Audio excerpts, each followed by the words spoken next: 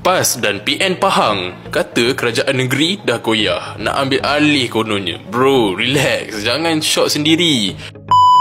Kerajaan PHBN di Pahang ada 24 kerusi daripada 42. Cukup majoriti, tak goyah, tak rapuh dan tak hancur. Kalau rasa kuat sangat, bentanglah usul ni tak percaya. Tapi kita tahu, berani cakap je dalam dewan, senyap.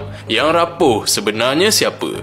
PN dan PAS kalah di peringkat pusat sebab rakyat tolak mereka, bukan sebab kena tikam. Bukannya sebab apa, kawasan bandar, anak muda, profesional, diorang tak layan politik sempit korang. Konon PAS PN ada rekod bersih.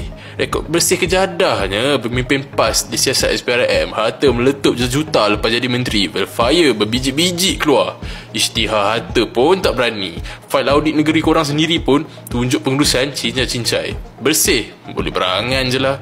Konon PAS mentadbir dengan gabungan ulama' dan profesional, tapi dasar menindas seni, sekat golongan profesional daripada bersuara untuk mempersoal ulama'. Apa gunanya semua itu kalau parti masih tak sok? Isu air di Kelantan bertahun-tahun tak selesai. Bila gagal, salahkan takdir.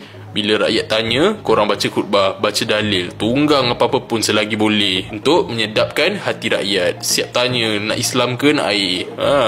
Jangan salahkan takdir kalau usaha tak dijalankan. Lepas tu, nak sembang jadi kerajaan menanti. Bro, zaman langkah Sheraton dah mati. Sekarang, rakyat nak kerajaan yang buat kerja, bukannya pembangkang yang kerja cuma buat hal.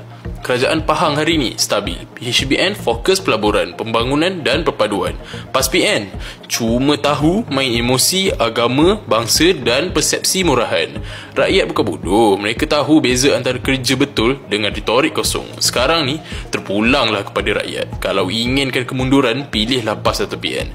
Sudah terbukti negeri-negeri SG4 yang mereka tadbir jauh ketinggalan ke belakang dan masih mundur dengan masalah yang berulang sejak zaman Tok Kadu.